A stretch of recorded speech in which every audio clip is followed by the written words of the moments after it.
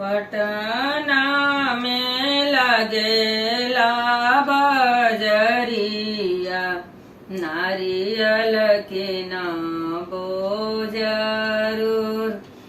पटना में लगेला बजरिया, नारियल के न बोजरूर। पुआ पकवन कचवनिया, सुपवा भर बोजरूर। पुआ पकवन कचवनिया, सुपवा भर बोजरूर।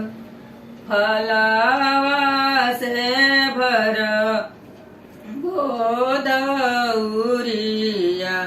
नारियल टिक बोजरूर। फलवा से भर बोदउरवा,